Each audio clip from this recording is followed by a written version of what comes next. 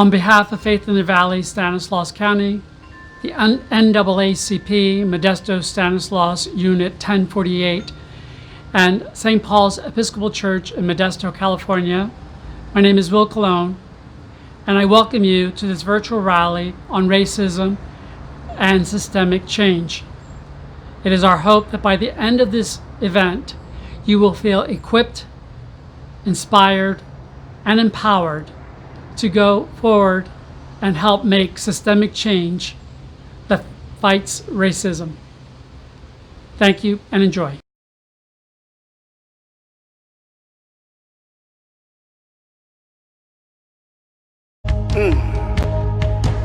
You know, mountains are still being moved, and strongholds are still being loosed. God, we believe, yes, we can see it, that wonders are still what you do. Bodies are still being raised, giants are still being slain. Now, God, we believe, yes, we can see it, Lord, that wonders are still what you do. We are here. Hallelujah. Come on and do it.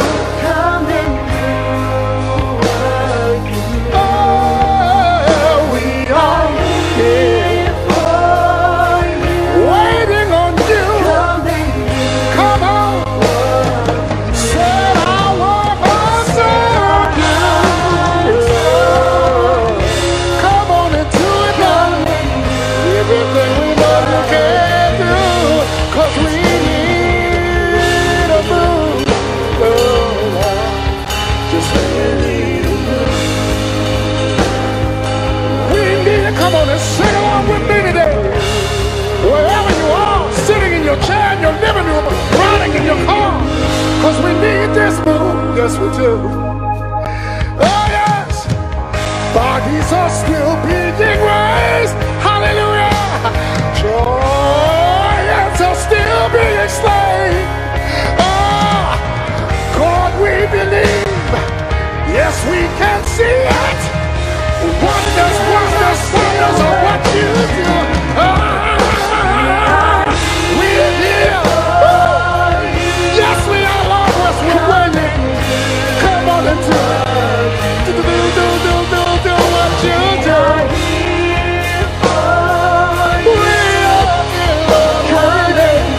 what you do. Just set our hearts on you.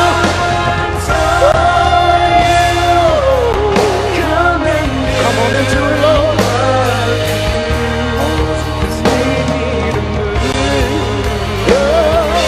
Move, Lord.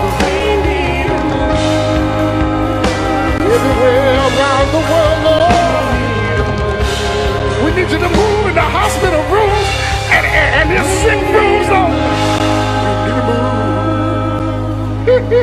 We're confident because miracles happen when you move. Healing is coming in the room where you are. Miracles happen when the Lord moves, and heaven is coming. Oh, sing with me, all miracles just happen when you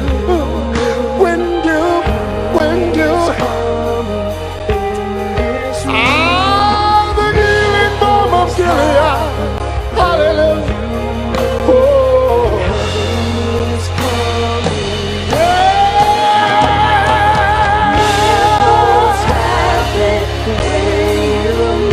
God is so good.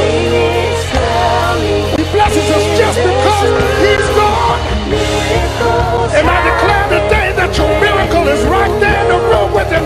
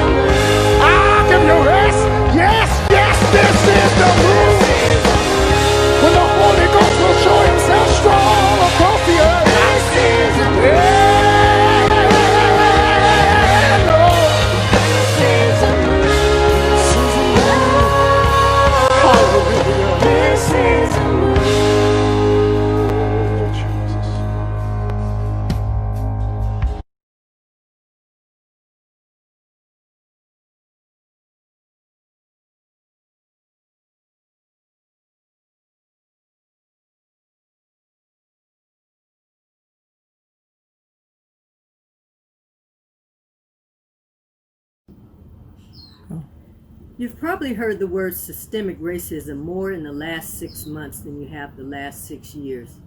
And that's because every now and then something so egregious will happen that it brings us to a moment of reckoning.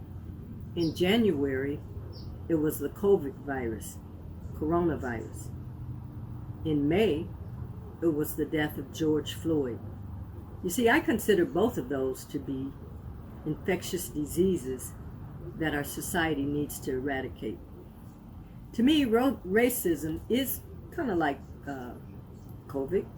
It spreads, it's contagious, it changes the environment, it's transmitted by people, and it can enter into a room so subtle that you wouldn't even know it's there.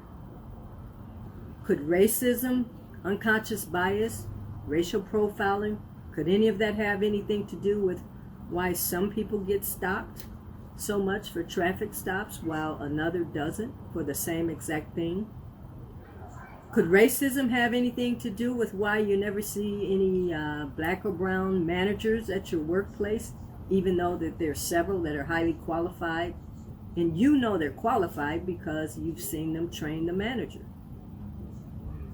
Why is it so hard for some people to get a sense of belonging at work with their co-workers? Even after going way out of their way to try to get along, they're still not accepted, still isolated, still treated and working in a bubble. Not to mention that they know that they can't make the same mistakes that everybody else makes because they're going to be treated harsher. And Mom, the next time your kid comes home from school and says, "I don't think my teacher likes me," she may have a point. You know, kids have a way of knowing when someone is genuinely concerned about them or not. And what about when you go to your favorite store to do a little shopping and you notice how that cashier is just treating everybody in front of you so nice and well, and then you step up to the cashier. You treat it a little different. So maybe not so much of a big deal, but then when you walk away, you see how instantly everybody else that was behind you is treated. And what about Shaniqua? Poor Shaniqua, she just keeps on filling out those applications, but never gets a call back. And hey, Mr. Flores, that house across the street, you know, the one that they keep telling you that it's already rented, but yet you still see the sign in the yard and you still see them taking people on tours of it. I wonder if that has anything to do with race. Now, let's look at COVID on the other hand. You see, because COVID is much easier to recognize. If someone were to tell you that they had a fever, they had the chills, shortness of breath, they couldn't taste or smell food, body aches and things like that, you could pretty much guess that they've probably been infected. With COVID, you can also better prepare yourself to prevent from getting it because it's talked about so much, whereas racism isn't. With COVID, you see signs, you see conversations all over the place. Wear a mask, stay 6 feet away, avoid large crowds inside, wash your hands frequently. So all of those things, all of those messages of preparation help prepare you for knowing and understanding what the virus is all about. Systemic racism, also known as institutional or structural racism, is much harder to detect sometimes, therefore to prevent and to control, because it's usually part of a much bigger picture. It's a system. It's part of a system, and one of the reasons why it's so hard to get rid of it is because you're not talking about just one thing. You're talking about several different things working simultaneously together to produce a certain outcome. Now I want to show you a video that I think is very, very good. It's just 4 minutes, and it sums up, to me, it explains what systemic racism is in a really nice way. So take a look, and I'll be right back. This is Jamal. Jamal is a boy who lives in a poor neighborhood. He has a friend named Kevin, who lives in a wealthy neighborhood. All of Jamal's neighbors are African American, and all of Kevin's neighbors are white. Because Jamal's school district is mostly funded by property taxes, his school is not very well funded. His classrooms are overcrowded, his teachers are underpaid, and he doesn't have access to high-quality tutors or extracurricular activities. Kevin's school district is also funded by property taxes, so his school is very well funded. His classrooms are never crowded, his teachers are very well paid, and he has access to high-quality tutors and lots of extracurricular activities. Kevin and Jamal live only a few streets away from each other. So how come they're growing up in such different worlds with such different opportunities for success? The answer has to do with America's history of systemic racism. To understand it better, let's look at what life was like for Kevin and Jamal's grandparents. Decades after the Civil War, many government agencies started to draw maps dividing cities into sections that were either desirable or undesirable for investment. This practice was called redlining, and it usually blocked off entire black neighborhoods from access to private and public investment. Banks and insurance companies used these maps for decades to deny black people loans and other services based purely on race. Historically speaking, owning a home and getting a college education is the easiest way for an American family to build wealth. But when Jamal's grandparents wanted to buy a house, the banks refused because they lived in a neighborhood that was redlined. So Jamal's grandparents were not able to buy a home, and because colleges could prevent them from attending through legal segregation, their options for higher education were really scarce. Kevin's grandparents, on the other hand, got a low-interest loan to buy their first house and got accepted into a handful of top universities, which traditionally only accepted white students. This opened up a wealth of opportunities that they were able to pass on to their kids and grandkids. Even as late as the 1980s, an investigation into the Atlanta real estate market showed that banks were more willing to lend to low-income white families than to middle or upper-income African American families. As a result, today, for every $100 of wealth held by a white family, black families have $5.04. A 2017 study confirms that redlining is still affecting home values in major cities like Chicago today. This explains how Kevin and Jamal inherited vastly different circumstances. Unfortunately, the story doesn't end there. A big part of systemic racism is implicit bias. These are prejudices in society that people are not aware that they have. Let's go back to Kevin and Jamal. Against all odds, Jamal manages to be the only student from his high school to get accepted into a great university, the same one that Kevin and his high school friends are attending. But after Kevin and Jamal both graduate, Jamal notices that his resume isn't drawing as much interest as Kevin's, even though they graduated from the same program with the exact same GPA. Unfortunately for Jamal, studies show that resumes with white-sounding names get twice as many callbacks as identical resumes with black-sounding names. Implicit bias is one of the reasons why the black unemployment rate is twice the rate of white unemployment, even among college graduates today. You can see evidence of systemic racism in every area of life. The disparities in family wealth, incarceration rates, political representation, and education are all examples of systemic racism. Unfortunately, the biggest challenge with systemic racism is that there's no single person or entity responsible for it, which makes it very hard to solve.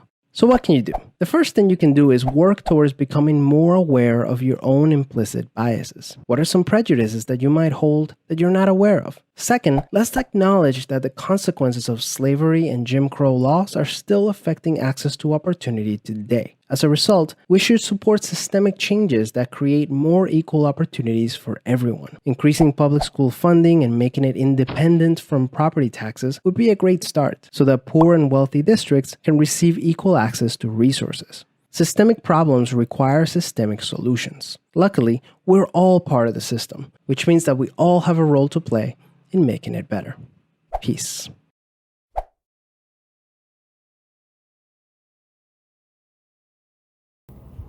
In case you enjoyed that video, you can find it on YouTube. It's called Systemic Racism Explained. Now the video explained about 5 different areas that impacted Jamal and Kevin's life. It talked about family and neighborhoods. It talked about school districts and education, redlining and home ownership. It talked about real estate and banks. It talked about college and education. And all of those things working together is what made a difference between the trajectory of Kevin's life and Jamal's.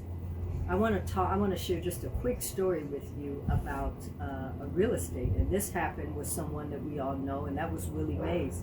When Willie Mays first moved to California after he signed to become to play with the San Francisco Giants, he tried to buy a home in San Francisco, and at that time, that home was being sold for $37,000. He had cash. Well, the neighbors found out that a black man was trying to buy property in that neighborhood, and they did everything that they could, according to the stories. They did everything they could to prevent him from purchasing that home. It didn't matter that he was famous. It didn't matter that so many people loved him on the field. They just didn't want him in the neighborhood. And so he eventually bought the house, but it took a lot of effort. It took a lot of people intervening on his behalf. And so he purchased the house, but he didn't stay there too long because, again, who wants to stay somewhere where you're not feeling welcome? That house back then that he purchased for $37,000 and ended up selling to move somewhere else is now worth over $3 million. And that just goes to show how wealth is built through real estate. Now, I just want to leave you with a few points of what to do, because there's a lot of good news. We've evolved in a lot of ways. We still have ways to go, but the fact is that we're moving. And I think that we're moving because we're moving with a new generation that's taking a look at what has gone on. The eyes are open now. What happened to George Floyd was a shock to many. It wasn't a shock to black people because those kind of things that have been happening all along, so many deaths at the hands of law enforcement.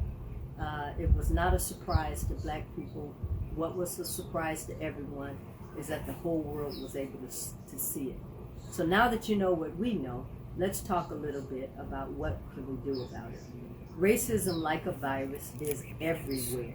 It is everywhere. So I want you to take an intentional, conscious look at within your workspaces, within your neighborhoods or whatever. Learn more about it. And when you see it, call it out. When you see racism or when you see racist acts, call it out. I want you to also work hard at getting to know people that are different from you. You know, we all are the same at the end of the day. Work hard to get to know people. I want you to take more responsibility in creating the change that you want to see. We're in an election period, and the voters, I'm so proud to see so many people that are voting, because oftentimes we don't want to get involved in politics. Politics has become so ugly these days. Nobody wants to do it, but we need to, and because everything is political. I was pumping gas at a gas station, and I asked a young man that was nearby, "Have you registered to vote?" And he said, "No, I don't get involved in politics." And I said, "Well, do you realize the price of that gas and the quality of that gas that you're pumping is political? You're involved in politics. And if you leave here and go to a grocery store, the quality of that food, the price of that food, the taxes that you pay, all of that's politics." So I don't want you to shy away from that. Everything's political, and not just with the national elections, but locally too. Get involved in electing people that represent your views. But more important, get involved in running for positions in your community. Create the change that you want to see. Well, I'd just like to say thank you so much for giving me the opportunity of speaking. I hope that I've inspired you as much as you inspired me. Again, if you haven't voted, get out and vote, and let's create the change together that we'd like to see. Thank you.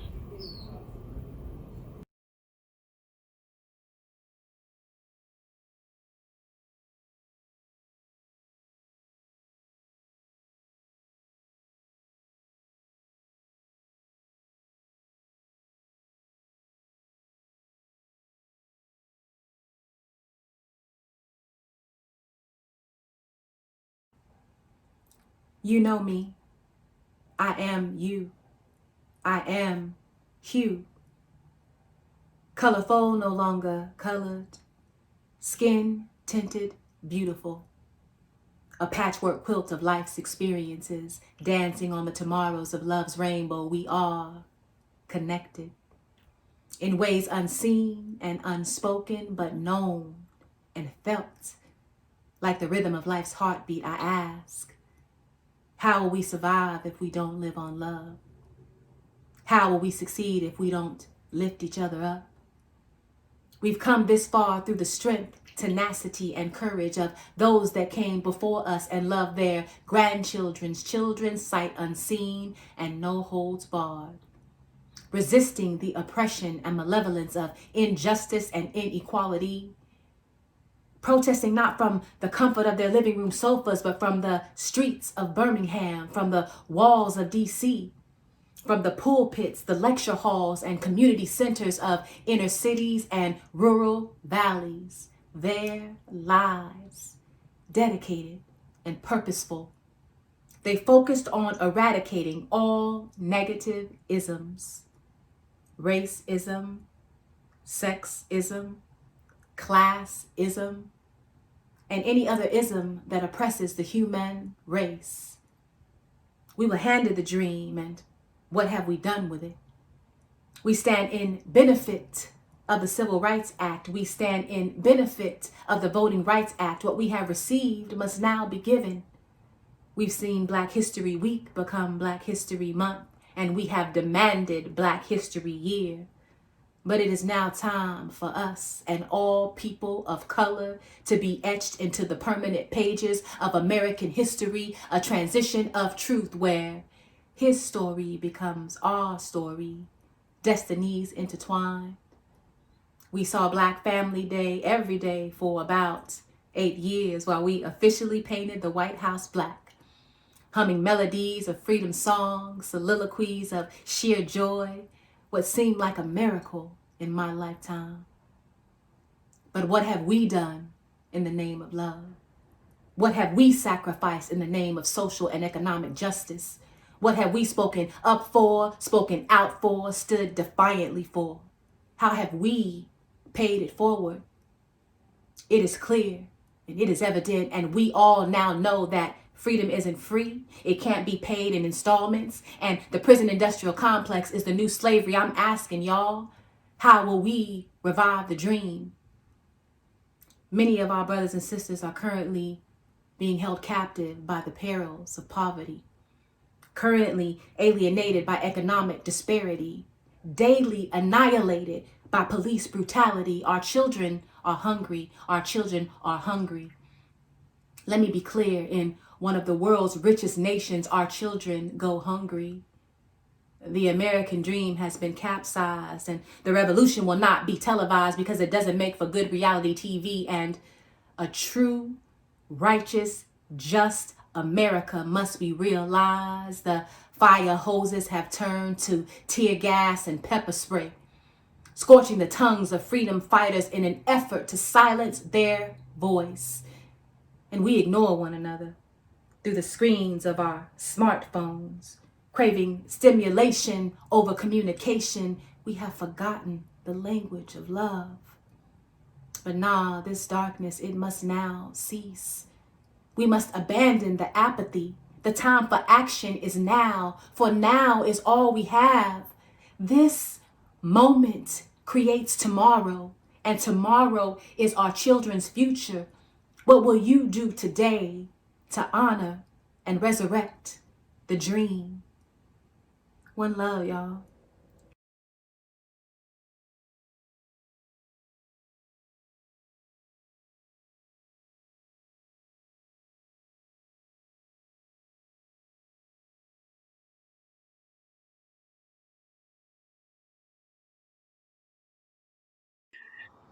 Hi, I'm Will Colon, and I'm here with Michael Baldwin. Michael Baldwin has become an activist in our community against racism and institutional racism. Michael spent 27 years incarcerated for something that many feel did not warrant that kind of sentence.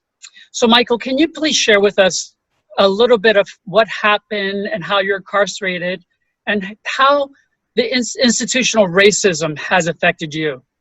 All right. Thank you, Will, for this opportunity for me to share a portion of my life and a portion of my journey. And, you know, one of the things that I like to express first is that by no means, when I talk about my experience with incarceration or racism, do I blame anyone else for my responsibility. I was wrong. I had committed a crime and I warranted justice. However, I didn't find complete justice. There were two justice systems when I was arrested. I had white crime partners who we committed this crime together, and the crime was kidnap for robbery and assault charges. The charges that I had to shoulder, we committed the same crime, yet the charges that I had to shoulder were harsher than those of my white counterparts, even though we all committed the same crime. I was given a double life sentence. I was a first term offender. I had no criminal history prior to my incarceration. My crime partners, although I chose to go with them, they both had extensive criminal histories, yet they were given the lesser portion of the charge solely based on their ethnicity. When I got inside of the criminal justice system in prison, I faced even a broader sense of systemic racism because the prison system itself was designed to control me as a black man. And even when I really recollect on my life and I started looking at systemic racism, I ran into systemic racism for the first time when I was in school, grade school. I grew up in Chicago, and I was one of like 16 blacks that were put on a yellow school bus and sent to a suburban school. When I got to this school, not only did I have to compete with my peers, I had to compete with the beliefs that the teachers were trying to instill in me, that I shouldn't try as hard, I wasn't going to accomplish as much, and that I should just, accept that things were just the way that they were. And that didn't satisfy me, so I pushed a little bit harder. But as I grew and as I learned, I realized that at that stage, I was already set outside of my community. I was already set outside of the system. I was made to already feel like I was an outsider. And so there was no reason for me to try to fit in to our social order. So I was already an outsider. It was easy for me to become a gang member. It was easy for me to choose drinking buddies and get high buddies. It was easy for me to choose that because my school teachers had already isolated me and made me feel like an outsider. Wow, that's incredible. So you have an extensive background of institutional racism, not only in the penal system. And so, Michael, how have you been able to recapture your life after incarceration? You have done quite a bit and are now a role model in our community. How have you been able to do that? So one of the first things that I did, it actually started before I was released from prison. I became someone that I wanted to be. I quieted the power of everyone else's voices in my body and in my mind, and I took control of my life. It started with being accountable. I could not blame the white man for me being in prison. But however, I do understand that there was a system in place to chastise me more harsh once I got involved. My neighborhood and that social structure was designed to have me as an outsider. And once I made those choices, then the system needed me to assist them in getting me there. They're not tracking us down and chasing us and putting a net over our head and like days of old. Right now, they needed my cooperation. They needed me to commit crimes. They needed me to use drugs. They needed me to do those things. So what I first did was I took accountability for my life. I took accountability for my choices. I took accountability for the decisions that I made. And as I began to do that, I began to be in possession of the solutions for myself. Once I was paroled, I began working at the law office of Tracy Lum. She was one of the attorneys that represented me to help me find my freedom again. She hired me as a result of some of my skill set. I'm a firm believer that education and street smarts combined are a really potent combination, right? So, Amen.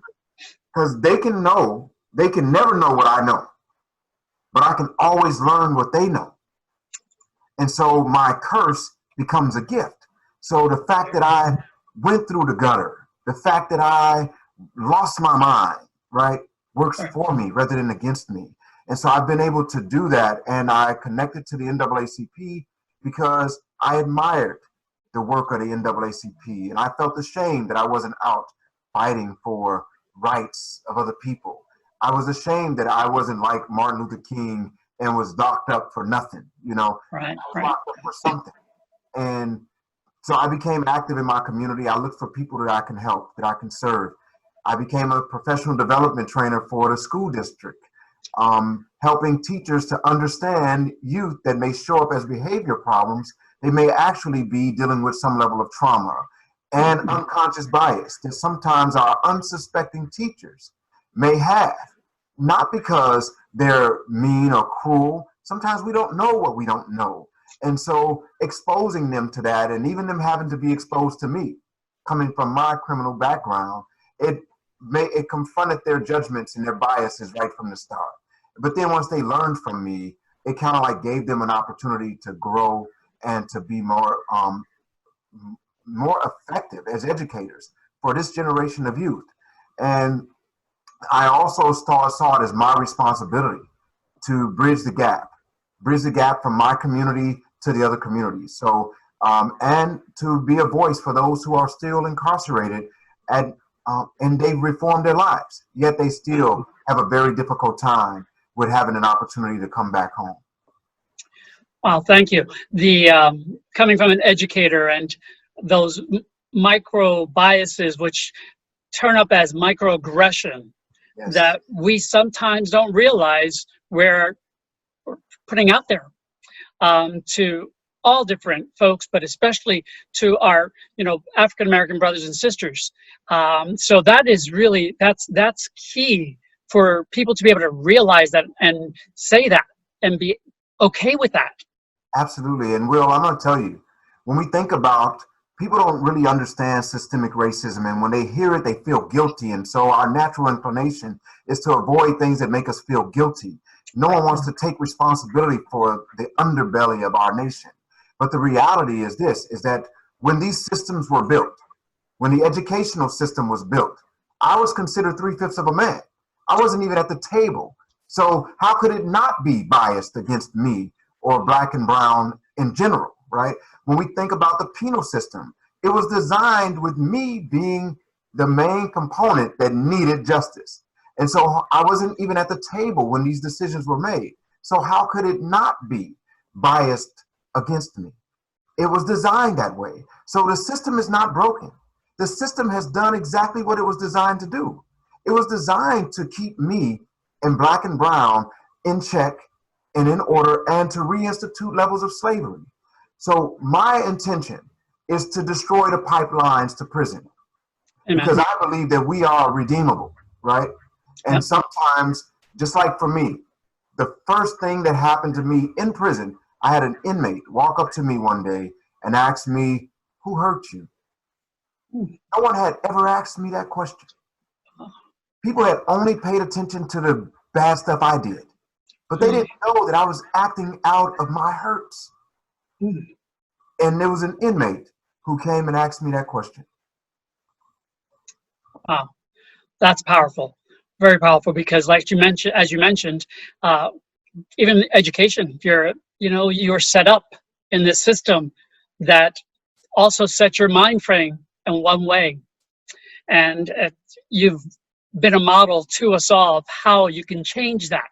So with that being said, what would you say to those who are experiencing institutional racism today?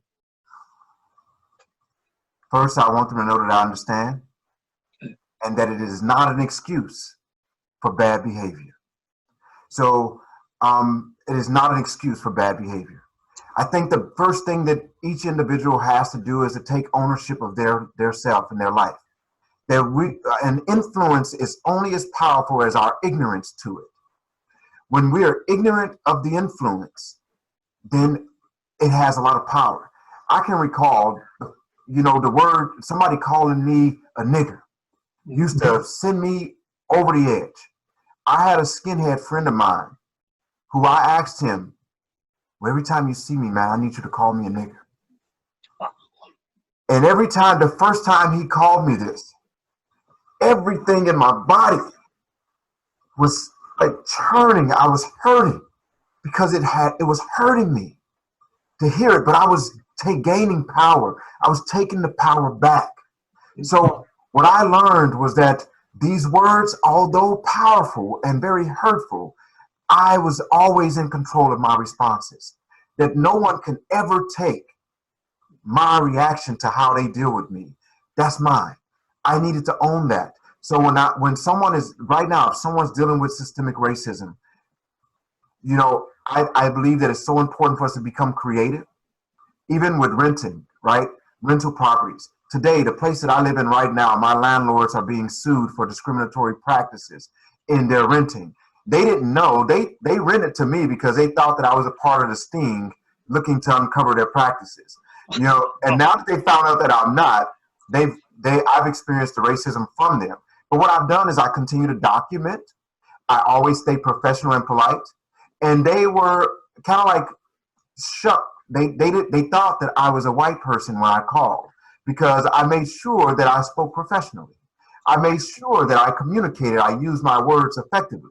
And my name was an appropriate name. So when we think about that, people have these automatic pictures in their mind. And so we have to be creative when contending with that. So for those who are looking for a place to stay, make sure when you call the landlord, you talk with a proper language because you don't, by the time they see you, now they get a chance to deal with you as a person, not just as a preconceived idea of who you are. And I believe that systemic racism, whether you're white or black, it has affected all of us. And if you're white and you notice it, then you're responsible to speak up to your peers. And if you're black or brown and you're experiencing systemic racism, don't be moved to anger.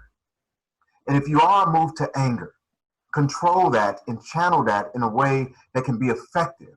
When we become angry and out of control, we lose our voice. We lose our opportunity to really educate more than just ourselves, you know, because most people don't want to witness the racism happening. They don't want to notice it, right?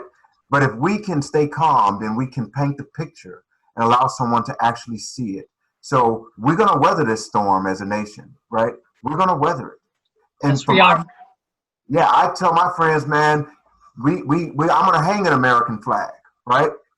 I still may take a knee during the Star Spangled Banner or something like that, but I'm going to hang a flag because my dad and my stepdad fought for that flag, right? It doesn't belong to just one group of people. It belongs to me too. That's right. It does. And I like what you're saying about our own responsibility and, you know, putting our best selves forward, Absolutely. especially when we don't see someone face to face. Right.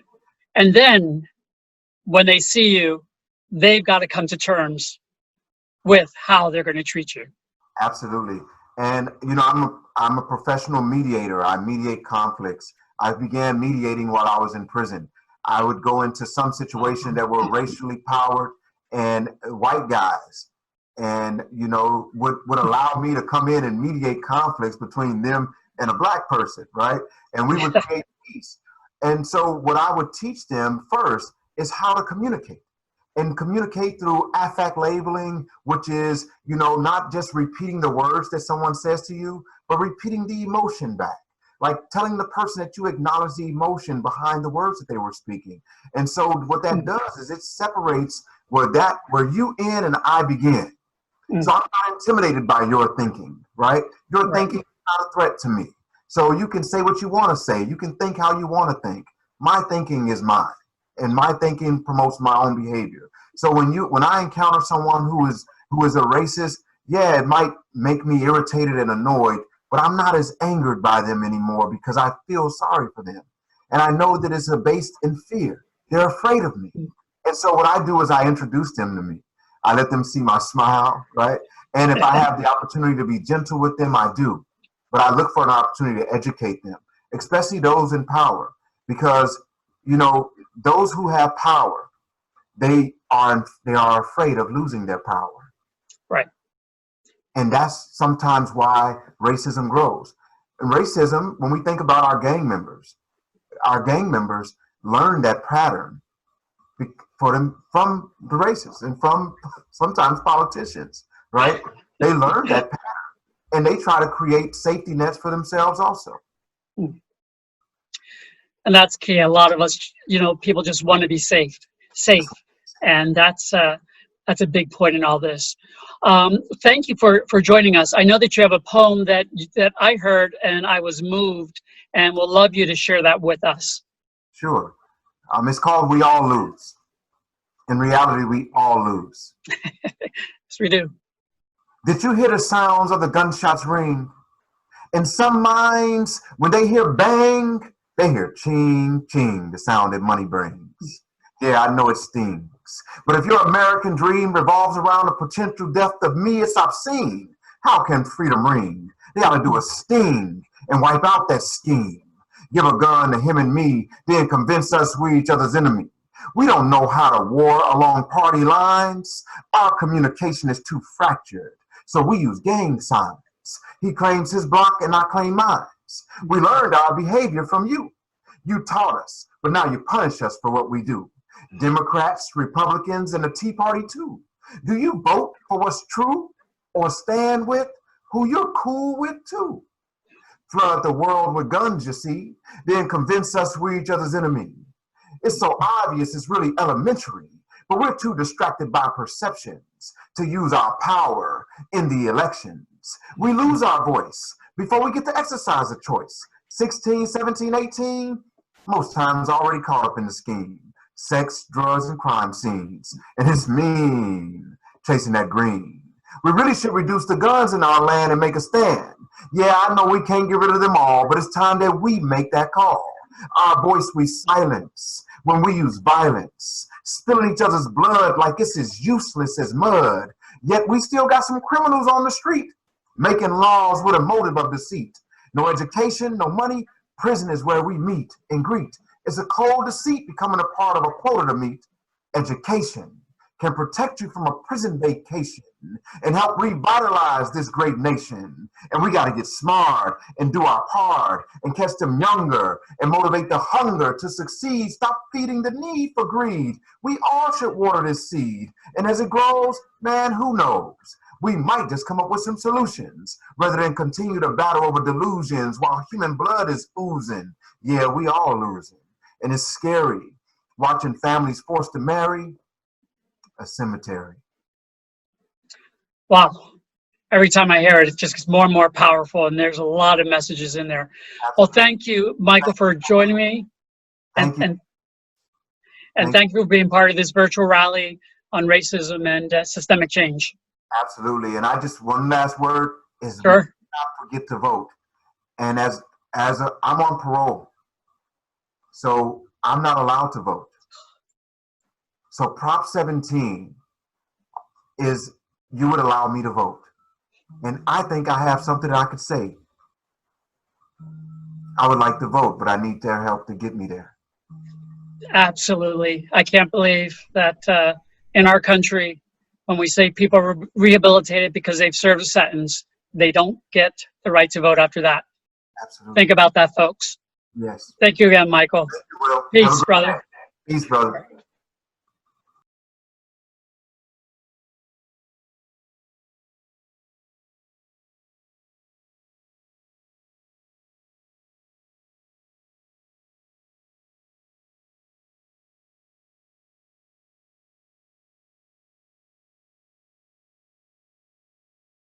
I'm Will Colon. I'm here with Mr. Frank Mink, who self-identifies as a recovering skinhead and actually reigns from my hometown of Philadelphia. So we have more in common than not, probably.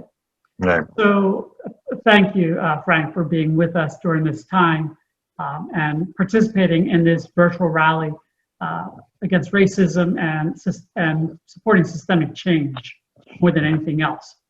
So can you explain to me, how was it you became a neo-Nazi, a skinhead? You know, it all boils down to parenting, really, is one of the main things. You know, I grew up, as you said, in Philadelphia. I grew up in South Philly in a really rough Irish Catholic neighborhood where my mom was an alcoholic and drug addict, and she married after she had relationships with my dad, who was an Italian from another neighborhood, and then went back to the Irish neighborhood with me as a Dago kid. Actually, I was considered an Italian kid because my last name at the time was Bertolini. So my mom got remarried to a local Irish guy who was also a drug addict and drunk, and he swore that he was going to beat the Italian out of me. So I was just a lot of violence in the home. And then when I was about 13, I started really getting in trouble at school a lot, just because I was always grounded and I was always getting my ass beat. Sorry, I was always getting beat at home, and it was not a good situation. And my stepfather said, "I'm going to get you kicked out of here because me and your mother got a new thing going on, and she was now pregnant by him." And he's like, "We don't want you here no more." And I got in trouble at school one more time, and I walked home. He beat the living crap out of me and said, "Pack your stuff. You're going to move with your real dad." Now, my real dad lives up in West Philly, and in this small little white neighborhood that was still part of this majority black neighborhood. And my dad had a bar there, and it was a very shady bar. And my dad ran that bar, and a lot of drugs and alcohol around our home. And I had to go to an all-black school called Pepper Middle School. And I was one of the, it's a rough school. In fact, they closed it down because of the violence. Right. So I went to that school. I was there the last couple of years. I was there one of the last years of that school's existence. And I was a new white kid in the middle of the school year, Irish kid, kind of a punk rocker, skateboarder kid in a way, but an athlete. So he go to this new school, and obviously I just don't have a lot of friends. Thank you. Sorry. So I went to this all-black school, and I started fist fighting a lot with the black kids. I was getting jumped a lot. I mean, just being a new kid, let alone a white kid, let alone I was a skateboarder at this all-black school. But then I started playing sports there and actually did really well, and was on the championship baseball team. I was the only white kid on the team. I was like the reverse Jackie Robinson. Like, everyone hated me, and I hated them. So my fear, so just put it this way, when I grew up in my mom's neighborhood, in my mom's house, every day from when I was about 8 until 13, one of my biggest goals, especially during the school year, was just to get hit by a car. I just wanted to get hit by a car, because then I wouldn't die. I just wanted to go to a hospital instead of going to home every day. And so I was full of fear. So when I went to school and I'm fist fighting with these black kids, that fear started to manifest itself into hate. So that summer, I went up to Lancaster, Pennsylvania, where my cousins lived. And they were originally from South Philly. So I went up there to go hang out with them for the summer just to get me out of the city. And my cousin was involved in this stuff. Now I'm hanging around with all these white guys who are neo-Nazis, who were, throwing the N-word around and saying all this stuff about black people. And I'm like, I have no idea what they're talking about, because they live around all Amish people. They don't live around black people. So they didn't fathom what it was really like to be around them. Well, so I became the urban inner city expert, right? They'd always talk to me about what's it really like. And people I find it hard to believe that when these kids would say, like, you really see black people every day? And I'm like, yeah, I live in West Philly. Like, I take the L train every day. Yeah, right. And now let's switch it around. Imagine if I said to them, like, you see Amish people every day? Like, get out of here. Like, they see Amish people in horse and buggies every day. Right. So this perspective of living, well, hanging out with those guys, we would go to these nightclubs, and I would hang out with them. And I'm this not even a neo-Nazi. I'm this little skateboarder punk rock kid hanging out with these neo-Nazis. And I seen people were scared of them. And I love that. Man, that was probably the best feeling in the world, to see people were afraid of the people I was with. When for the last 6 years of my life, I was scared of everything. Scared of my parents, scared of my step-parents, scared of my school. I was scared if I was going to have enough food to eat some days, Right. So I enjoyed just being around them. Well, one night they asked me to join, and I was honored. And I would have joined anything. So this, but it just matched up with what was going on in my life. Black kids were causing me harm. I'm hating them because, of course, they caused all this trouble in my life. To me, that's what I believe, And people got to remember, I'm a 14-year-old kid, and I'm a 14-year-old athletic kid but I'm really like a 7-year-old scared little boy. Like I had stopped growing once the stepfather moved in my home. So I was just a scared little boy. And now these guys are saying, oh, they looked like men to me, and they were wanting me to be part of it, and people were scared of them. And I bought in. I 100% bought into this, and it became my life. There's a lot of people that become neo-Nazis because they wanted to draw swastikas, and it made everyone at their school mad. It made their parents mad. I joined this group for survival. So I grasped onto every word they said. I wanted to know why. Why do we do this, and how come? And I became like this really good debater in this. I became like a pundit. Like, I mean, as a 14, 15-year-old kid who's learning continuously how to prove that adults in my life are wrong, and this is why you should be a racist, and this is why the Jews are horrible, and this is why the blacks are bad, and I like had this knowledge in my head and was spouting this stuff around adults now in my life. I didn't live with my parents anymore. I didn't go to high school. I never went to high school. I went to like a couple weeks of high school, and they kicked me out because I was a neo-Nazi troublemaker. That's the only schooling. That's the length of my schooling was like 2 weeks in 9th grade. I went and I lived with the movement. I moved in with these militias. I moved in with the militants, and just learned every day. And I got a big swastika at the time. I don't have it anymore. I had a big swastika tattoo on my neck. By the time I was like 15 or 16, I had there's tattoos already. I mean, and I ran around with these guys, and it became my whole life. So hanging around them obviously gave you a sense of belonging and support at that point in your life. What would you say are other types of recruiting tools that they use to gain confidence, especially of teens and other youth? It's the belonging. I mean, it's the belonging. It's the sense that if you're having a hard time in life, it's their fault. It's not an inner problem. You don't have to. It's all their fault. And so it's always about the image and the supremacy of you. And here, the way I live my life now, to tell you the truth about this stuff is, it is absolutely one of the most laziest things you can join. Any person that believes they're superior because of the color of their skin, you're absolutely pretty lazy, because you did nothing to do this. I didn't do anything to do this. My parents happen to be the same color, right? I didn't go out and get a degree. I didn't achieve anything. I just happen to have this color skin, which made me now better than everybody else, and that's what I'm going to hang my hat on all the time. And that's basically what they're doing, is instead of going out and achieving things. And when they would say white supremacist or white power, what was their imagery? It's swastikas, it's Hitler, right? They don't talk about how white people, certain ethnic groups have done like great things for humanity. They're always talking about like the scary bad part, like beef. It's all fear. So they tapped into that fear. And now, they don't know that at the time. They're preaching what they think, because I preached the same thing for 6 years. I didn't think, oh, I'm full of fear and I'm going to go out and I felt I had a purpose and a cause, and that God loved me more than others because of the color of my skin. Wow. And that's a big way of joining these groups, was through religion. Now, I was born and raised Irish Catholic, and I don't knock the Catholic religion. I'm not Catholic any longer. I'm a big believer in God, but I'm not a believer in Catholicism, and I don't knock the Catholicism. But when I started to join this group, it became a religious thing. It was Christian identity, and the Klan, which is also a Christian group. And they would have us go to Bible studies, and they would read to us out of the Bible about how the Jews are evil, and how the serpent who gets Eve to take up the fruit of knowledge, which God said do not touch, that it really wasn't like that. Like, they're trying to let you read between the lines, is that this serpent actually got her to lay down with him, and he impregnates her with Cain. And Cain later on kills Adam and Eve's first real son, who was Abel. And that Cain is the first evil Jew on the planet. And Wow.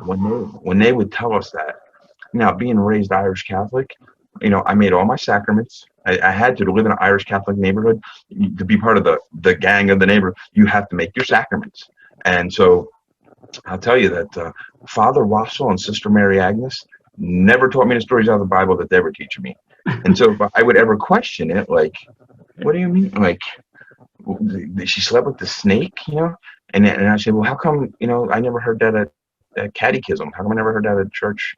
And they say, because God chose you to know it now, Frank. This is the truth.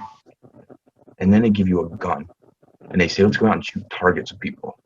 And then they say, let's go back to Bible studies and learn everything you just did was being a proud Aryan Christian soldier. You now have marching orders from God to ruin Sodom and Gomorrah, and Sodom and Gomorrah is America. And that was our job. And I'm 14 years old, carrying around an SKS, screaming about, white power and supremacy. And I had nothing in my life. And this gave me something. Wow, that's incredible. I've heard often said that it's almost impossible to get out. How do you get out? What kind of supports are there for an individual who wants to get out? People get out all different ways. Some people, I've done interventions on people. There's other people that do outreach. But a lot of it's an inside job. And it depends on how you leave and what kind of crew you were with. I mean, there's a whole different levels. There's levels to this stuff. And I just happened to be a person who was higher up in the levels. I mean, I went to prison for kidnapping, basically an Antifa member back then, because we still fought with them back then. But this was a different group, but they were still Antifa. And I kidnapped one of their guys. And that's kind of stuff that I did in that movement. I kidnapped people. I caused harm. Put it this way, I've broken every commandment. And when I got out, I did my prison time. I shut my mouth. I got out of prison, and still, things have been changing with me because I kind of made a lot of friends with some black kids in prison, some Latino kids in prison, but I still was a neo-Nazi. It isn't American History X where I said, I'm done. I'm not going to hang out with you in prison no more. It never went down like that. It didn't go down like that. What it did was because that was my job. And when I got out of prison, I was going to go back to being the proud Aryan Christian soldier that I still was in prison. But things were just changing for me. And so when I first got out of prison, I still went back to the neo-Nazi world. And I mean, that's where I got all my clout. That's where I got some pull. I was a 19-year-old who just did prison time in an adult maximum security prison from when I was 17 years old. So I got out with a lot of props and all that good stuff. But there was just things that just weren't right. And I noticed it. I started to notice when they would say all black people are this way. I'm like, that's not true. And for me to say that sounds idiotic, and I'm never going to say that. And I remember they would say things at meetings, things that I would say 5 years earlier and thought were so genius. So, and now I would hear them say it, and I'd be like, that's about the dumb. Man, did I sound that dumb when I said that stuff? Because I hope I didn't sound that dumb. But it was funny, but I felt like I was banging my head against the wall to do this. But I still had this one last hatred, and that was for Jews, because I had been taught all about the Jews. That was like our big thing. And I growing up in South Philly, I didn't hate Jews. I didn't know nothing about the Jews. And so when these guys would talk about Jews, I took every word they said and said it must be true. And so I kind of held on to that last hatred because I also still got to still be a neo-Nazi. So if I was at a meeting and these guys would talk about, black people, I would say, that's whatever. I know that's not true. But when they talk about the Jews, I'd be like, oh, I pipe in, because I still got to pull my clout. I still had some say. And so, but when you're home from a prison and you're 19 years old and you have a swastika tattooed on your neck and you have an aggravated kidnapping as a record already in my life and will stick with me for life, these ain't good people skills. I had skinhead written on my knuckles. HR isn't saying, hire that guy. He's definitely management material. He's got a swastika on his neck, right? Nobody's hiring me. And a Jewish man in New Jersey gave me a job doing antique furniture and buying and selling antique furniture with him. And he had a couple storefronts and some warehouses. And he just let me work with him one time. And he said one time when he first met me, he seen the swastika on my neck. He said, I don't care what you believe, just don't break my furniture. And I worked for this man, and he was a stereotypically looking Jewish man. He would say, oy vey, all the time. Oh, hey, Frank, what are you doing with my furniture? Right? And he just did those stereotypical things. But all the things that I heard were bad. He was going to always Jew me, right? That's what I'd always heard and growing up. They were going to Jew me. Right. And this man would pay me regularly, pay me on time. He always paid me extra. He was kind to me. He wasn't the standoffish thing that I'd always thought Jewish people would be, that they're better than. This man was never. He was humble. how to practice lots of humility. And this man taught me about the antique business. And he also taught me about myself, because being that I still was a neo-Nazi and I showed up to work with my neo-Nazi boots on, I still had my swastika on my neck, he would tell me some days that he thought I was one of the most smartest people he ever met, and he meant it. He would, like, I would get down on myself, and I'd be like, oh, I broke a marble top table once, and I'd be like, oh my God, I'm so stupid, Keith. And he gripped me up one time and said, stop saying you're stupid, you idiot. Clean it up and let's go, right? And he unloaded on me a couple of times where he's like, I hate when you say, and his very Keith way, but I hate when you say you're stupid. You're so smart. He's like, you're one of the smartest people I ever met.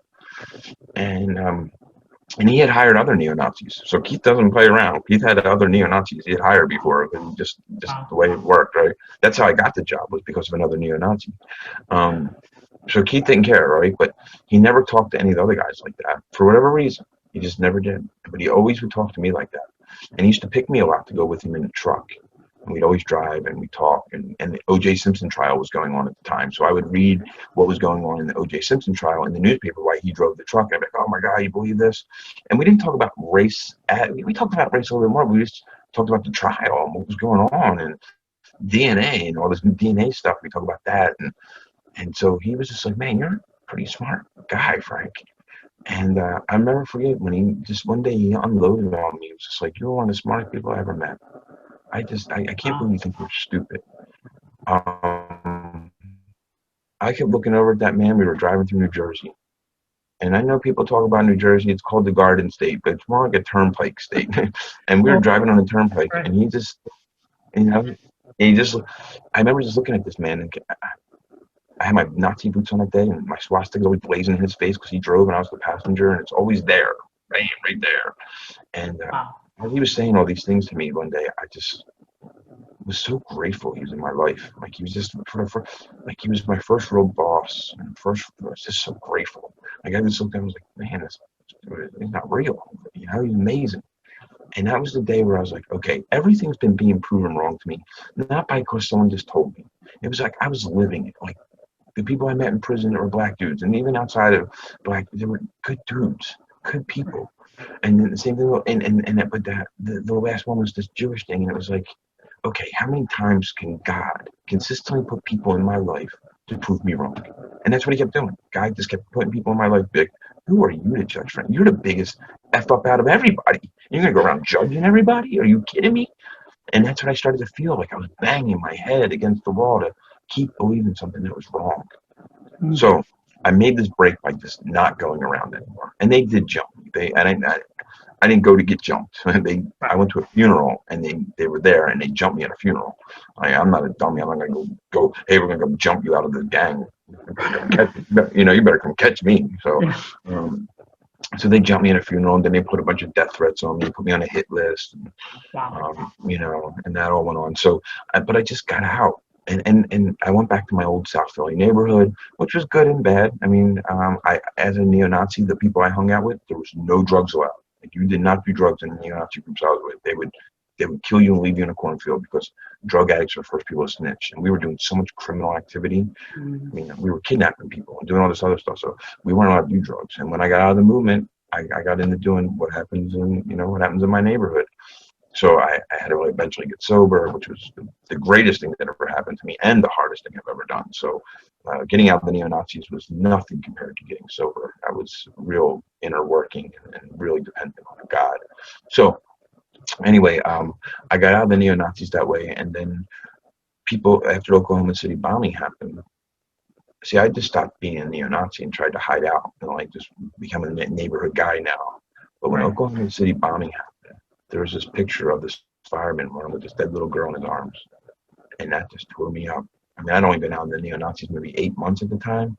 And man, just to know that I wanted to be a Timothy McVeigh. When I knew that happened, I knew that was tied back to our movement. No, I mean, there's many people that testified. Before they even caught Timothy McVeigh, I was telling people in my neighborhood, I'm like, I might know who did this because of the people I was hanging with at the time. So that picture kept destroying me. Every time I seen it, it would hurt my stomach. I would cry. I was like, man. And then they catch Timothy McVeigh, and it's, I didn't know Timothy McVeigh, but I did know of Timothy McVeigh's. And so I went to the FBI. And I said, look, I don't have anything to tell anyone. I've been out of the movement 8 months, but I'd like to tell you why people think it's okay to do these bombings. And they listened to me for 2 days. Like, they brought me back in, they questioned me again. They seen that I wasn't lying. They asked me about a couple incidents, and I told them the truth. I said I either did it or I didn't do it, or I might have been in the car when that happened. But I wasn't there trying to pull the wool over anyone. I was just trying to relieve this crap that was inside my body, and I was just regurgitating stuff to this man, and it was just like, this is who I am, and it's what I used to do. And anyway, so then they asked me to speak at a couple of places, a couple of groups said, hey, will you come talk to our group if you're in the neo-Nazi no more? And I said, sure. And I went and I talked to these groups, and people enjoyed, me talking. They've seen that I can articulate why and what I did, and I wasn't, what I didn't do is I didn't go around for one screaming, hey, look at me, I was the toughest, baddest guy in the world. Or I didn't go and go, oh my God, I was a really good guy. I just happened to be in the car with the bad guys. Like I was just, I was just being honest. And for whatever reason, God was putting some type of humility in my life, even at that time. But then I felt like just going around and talking about it is not good. Like, you can't just go around and say, hey, look at me, I used to be a bad guy, now I don't do bad things anymore. I knew that I had to do things to be, but my karma score, not my credit score, I had a really bad karma score in the world, and it was in a minus, and so I had to get that back up. And so what I did is I built a hockey program with the Philadelphia Flyers, where we went around in some of the tougher neighborhoods in Philly, and we got black kids to play a game of hockey. Because I was a sports guy, and I loved hockey, and I was never coached in hockey, but I was hoping I could pick it up a little bit, I was coaching football, and I was a very good athlete, very good athlete in life. So I just was, and in prison, that's how I became friends with most of the black kids. I played football and basketball with a lot of them, and so I knew that using sports was a tool. And this was in the early 90s that we started doing this. So I went and I built this hockey program, and then I went on to go do it for other NHL teams, and went on to become just a hockey coach, period, and have Harmony through hockey. But I also became a real legitimate hockey coach, and I won 12 national championships, not with just black kids. I mean, I coached teams in Iowa that were just hockey teams, and then I always integrated the game. I was always getting more black kids. I would go get donations, so that begin 100% of donations went to suiting kids and equipment because it's very expensive. And I got more black kids to play the game all the time, and it became a thing. And so I did that for a long time. And so now, I don't know where you want to go else with this conversation. I was going to ask you about the Harmony Through Hockey program, because, the Philadelphia Flyers, when I read that, I'm like, okay, yeah, we got a lot more in common than I think we do. I also grew up in North Philadelphia. I grew up in a predominantly African-American black neighborhood, and it was tough. It was tough. I used to take the subway to go to school, high school, and I remember getting off that subway train, and the scariest 2 blocks for me were from that subway to our house. Yep. And I used to run from there. It took a lot. It takes a lot to begin to change and see that that's not the totality of a culture, of a race. Absolutely. I judged the whole race of people off of 15 kids at a 1,000 kid school. Right? There's 1,000 kids that went to my school, and there's only a couple of white kids, but I judged all of them because, again, I was already full of fear because of my stepfather. And now I get out of an abusive home and I go move with my dad, where my dad really don't care what I do. I can do whatever I want. My dad wasn't abusive. He just was neglectful. And now these black kids now I'm like, geez, I can't get away from this, So that turned my fear into hate, and I judged every black person off of 15 kids at a middle school. And you're talking about middle school kids. I'm judging a whole race off of people like that. So absolutely. And you're right. So I judged the whole group of people off of 15 black males that went to my school. Based on my experience, right? And well, I thank you for being here. I'm looking forward to reading your story, the autobiography of Recovering Skinhead. I got right on Amazon and ordered it. I'm reading right now a book called Waking Up White by Debbie Irving. And it's kind of interesting, her background, being that she was in Massachusetts, full WASP. Her husband calls her the whitest person she's ever known, and how she was isolated from all of these things the things that you and I grew up with that gave us fear. Until we began to understand them, and not judge everybody by that experience at that time. So yeah, it's fascinating. It's fascinating. So I want to thank you for being with us, for sharing your story. What message would you like to give to the folks? Right. That's the most important thing right now is on a personal level that after the Oklahoma City bombing and that picture of that little girl, that little girl in that fireman's arms, that changed my life and turned me from a person who was trying to hide my past to an activist. Then I started coaching hockey, and I think I put hockey above other things because I got really good at it and I really enjoy the game. And I kind of maybe lost my activism, and I was struggling staying sober. But then I finally got sober, and I committed to a life of sobriety. And I take a dozen steps to get closer to God. In that time, in the last year or so, Breonna Taylor gets killed, and that woke up that activism again in me. Cops in this country, we have a very big problem, and for one, it goes a lot towards our Fourth Amendment that the police have continuously tread on, which they mostly tread on Black people's Fourth Amendment, searching people's cars, finding any way to search and get in people's stuff. And it has led to a mass incarceration system. This is the truth. That when they, in the 90s, with the war on drugs, and also with the couple of rulings that they've had go their way in the Supreme Court, which would say that being able to search our cars is just a minor inconvenience to us. Well, they've trained their officers who are already full of fear. Their fear, when they are traffic stops, they're taught to be fearful and arrogant at the same time. And we've come into a problem where cops will pull Black people over just to search their cars or to kick in their doors.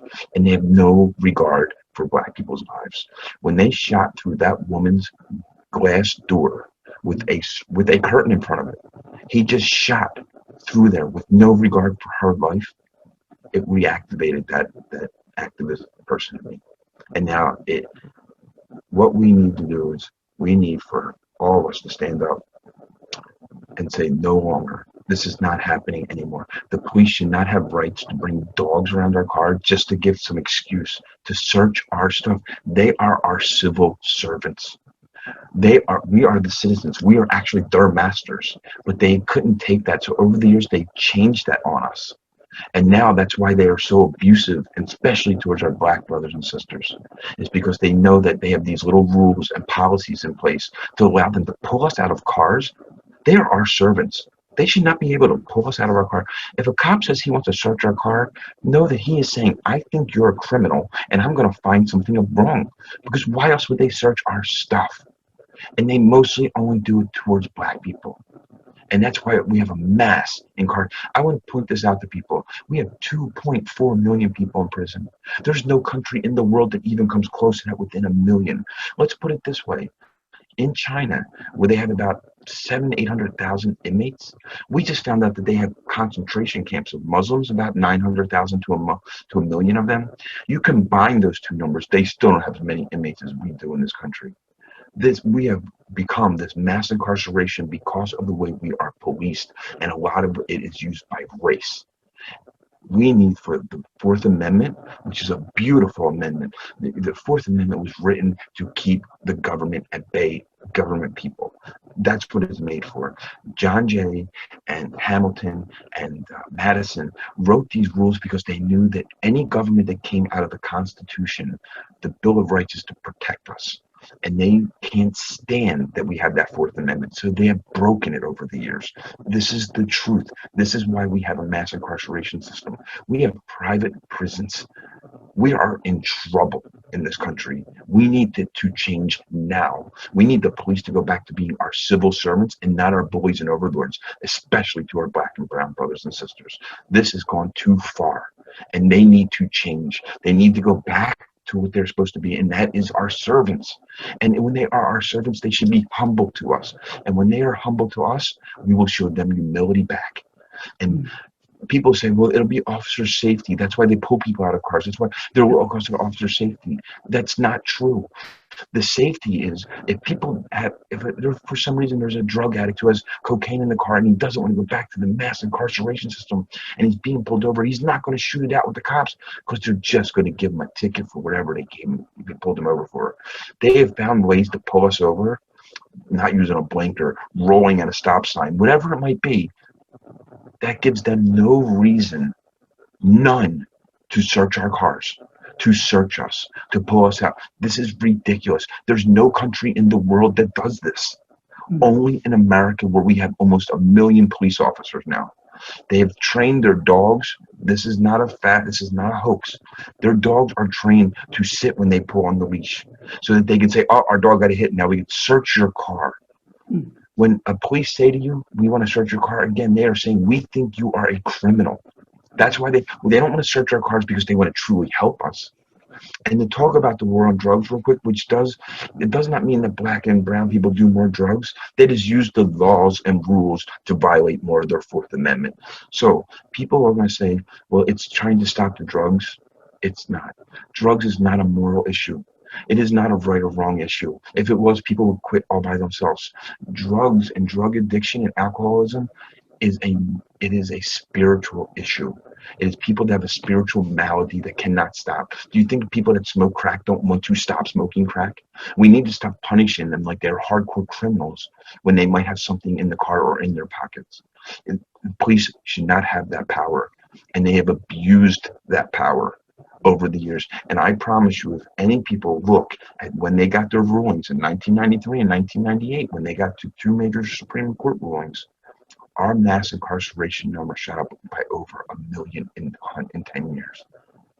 So we need to get real police reform in effect now.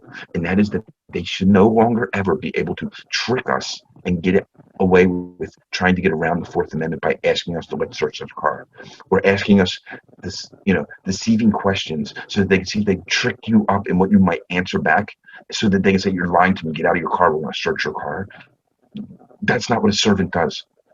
They've broken what the civil servant is. And the last thing I want to share with you is civil servants are supposed to be beneath us. And when they pulled above us, the only way they could pull above us is by breaking the Bill of Rights. And they have done that to us in this country.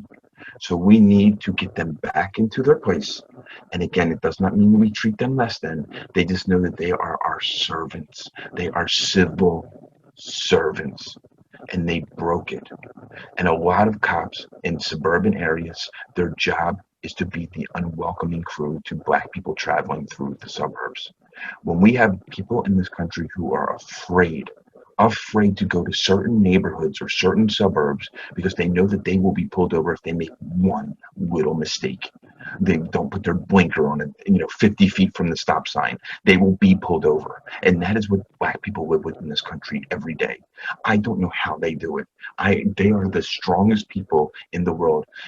Black women in this country, who are one of the most marginalized people in the world, that are served under, they're in this country, they are the most marginalized people, and they still carry themselves with grace and dignity and self-love.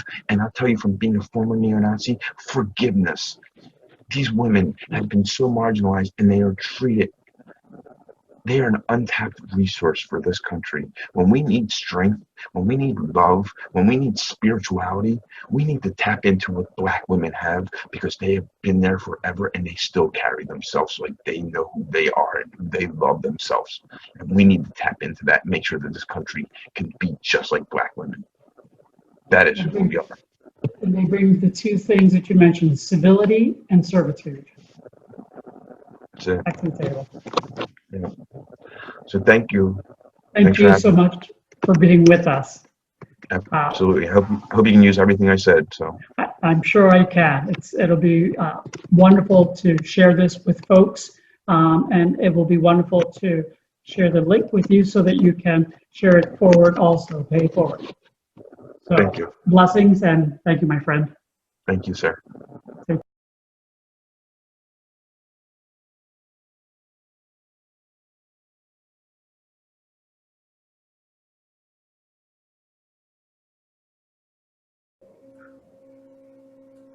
Dear Black boy, you are a miracle.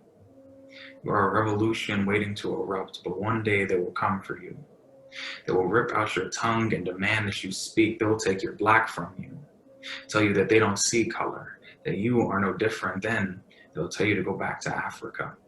They'll make traffic stops feel more like Judgment Day. They'll move your home from the Bay Area to the Valley. They will put you in schools where none of your classmates look like you.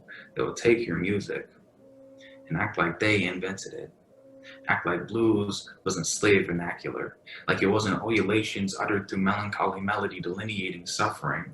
They will teach you that black is something to be feared, that you are something to be feared. Teach you that the police will protect you, unless you look like suspect, like criminal, like perpetrator, unless you look dark, as if the night had swallowed you, unless you look dangerous, look threatening, unless you look at them and see Jim Crow, because they will not hesitate to silence the Nat Turner in you, so move slow. Do not give them a reason to bury you, because they already think that they are above you. But do not mistake your compliance with defeat, because one wrong move could turn you into a martyr for a cause that you never intended to die for. They will not let you get out of the cradle before putting you in the grave. To them, you are subhuman. They will turn you into a boy. They will turn you into a man before you ever get to be a boy, and call you boy far beyond your childhood. They'll make you want to be criminal, want to be violent, want to be reckless, want to show them that you have teeth. And you do. But you also must realize that it will not take a miracle to move them. It will not take a miracle to educate them on the social injustice that this country is founded on. It will not take a miracle for them to realize that you are human too. And even when they try to take this from you, strip you of your humanity as if it were a privilege, you must remember, you must always remember that you are a miracle.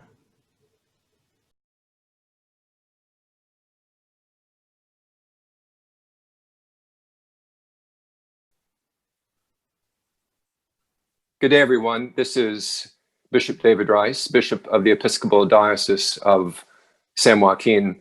It is my delight and my pleasure to welcome our good mate and my personal good mate, Bishop Michael Curry, presiding bishop of the Episcopal Church. Bishop Michael, welcome, brother. So good to see you. Oh, brother, it's good to be with you, and I just love it when you call me mate. It's good to be with you, mate. Man, thank you. Thanks for hanging out with us this way. Michael, this is a virtual rally against racism, and it is an event which is partnering the local NAACP with a also local faith-based organization called Faith in the Valley, with our faith community in Modesto, which is the northern part, as you know, of the Episcopal Diocese of San Joaquin, St. Paul's Episcopal Church.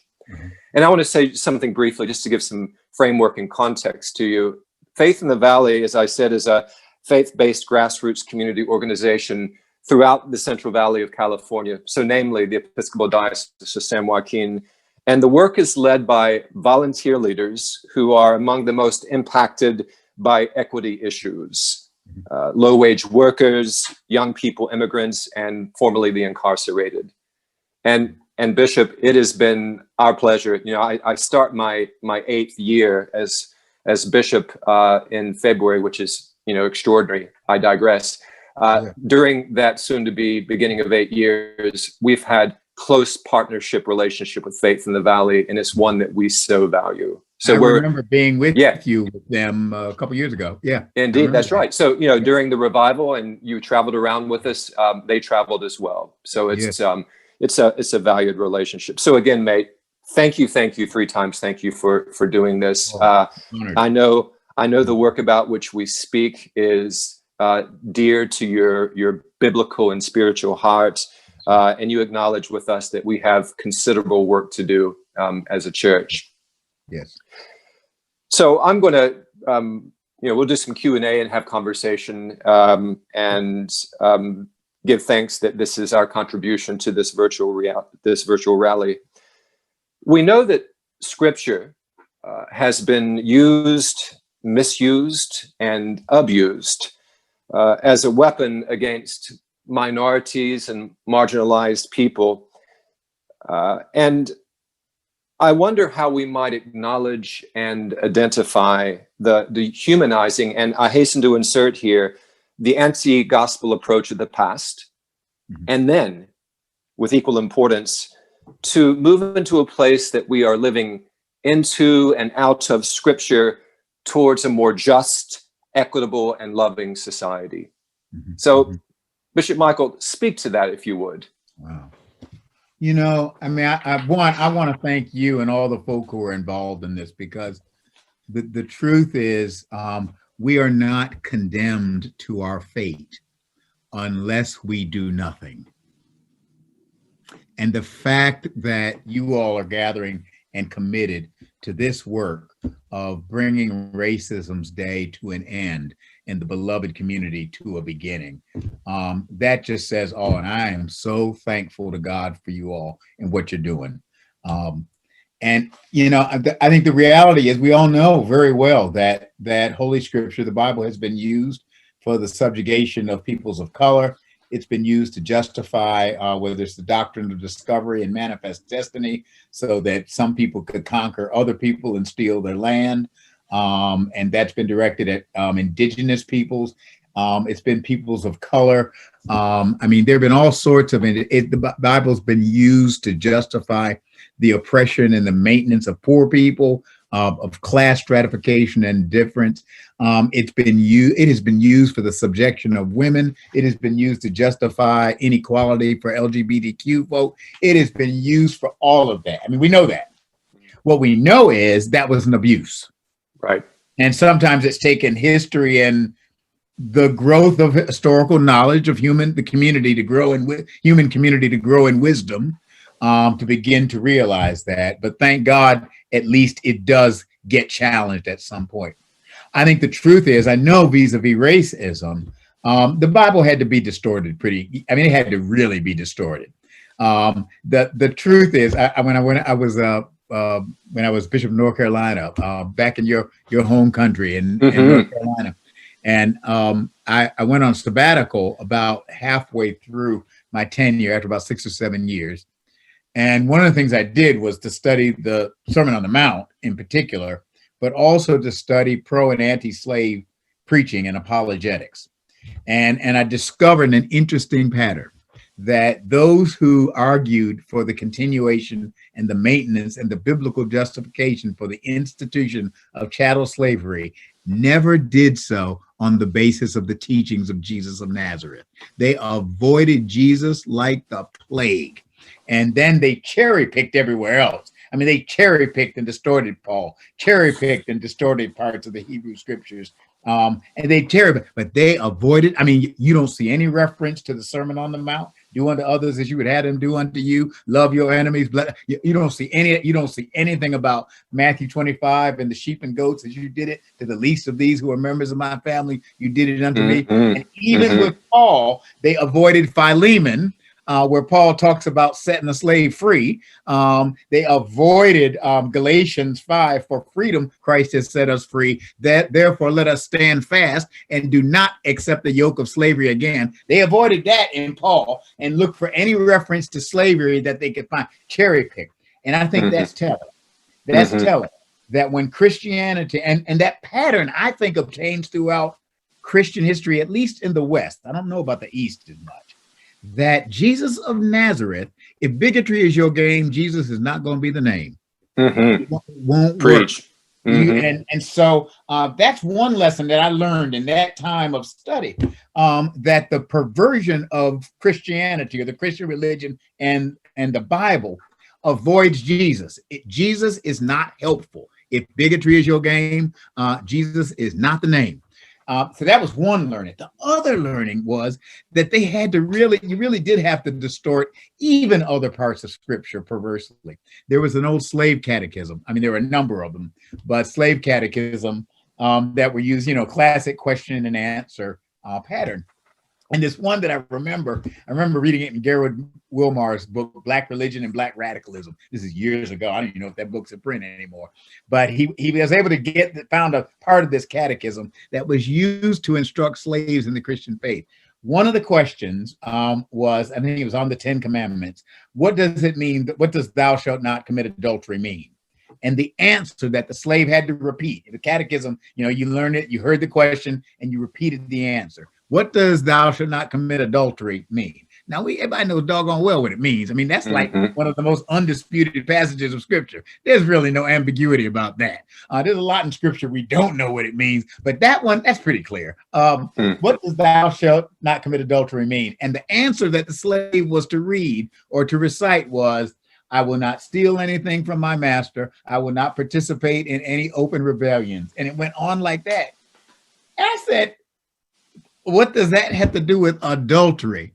That was such an obvious distortion and perversion. I mean, Indeed. And that is the kind of perversion that was used toward Native Americans. I mean, how do you get a doctrine of discovery, a notion of manifest destiny, that any people have the right to conquer any other people? How do you get there from the gospel of Jesus Christ? How do you get there from love?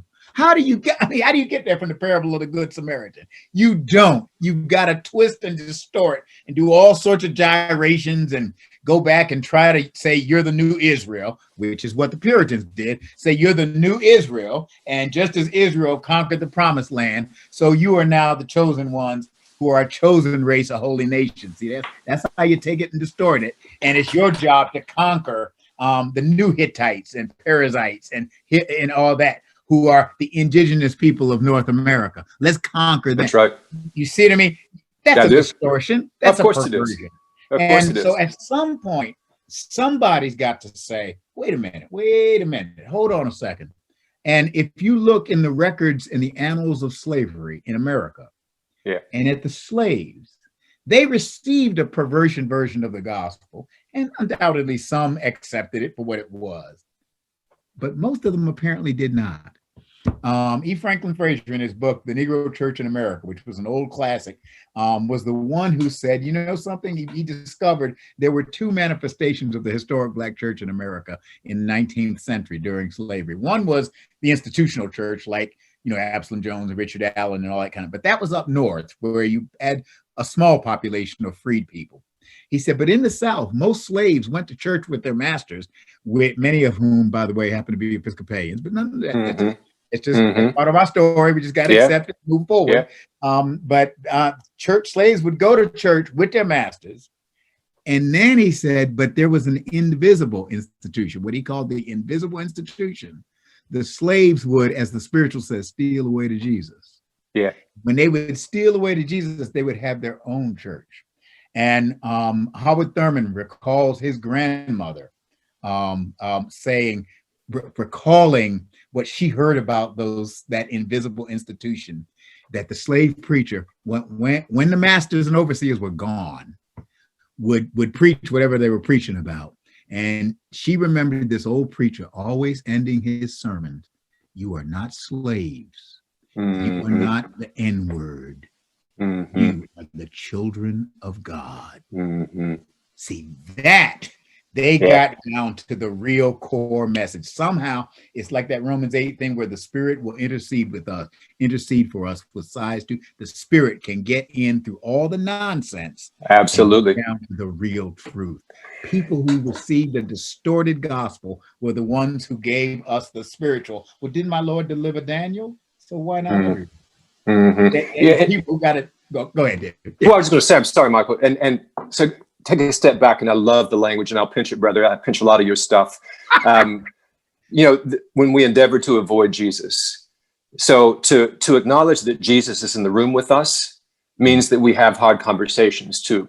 Yes. And as you're saying, addressing the past, moving into a different direction for the future requires that we have those hard conversations. Just very quickly, you introduced me and San Joaquin to two people who've become very dear to us. You'd remember a couple of years ago, you invited Constance and Dane Perry to come to House of Bishops. Yeah. And we did that wonderful work together and fell in love with them immediately. And And subsequently, Michael, they came to our clergy conference here in San Joaquin. And then July of this year, during the pandemic, Constance Dane walked with us through a virtual experience throughout the month, looking at Debbie Irving's book, Waking Up White. And then, Michael, from that experience, and this is like fresh off the press, we now are launching next week a new anti-racism racial reconciliation commission. And what we're saying is that we have to have the conversations. Yeah. And where I've tried to lead by example here and personalize this is what I want to no longer hear.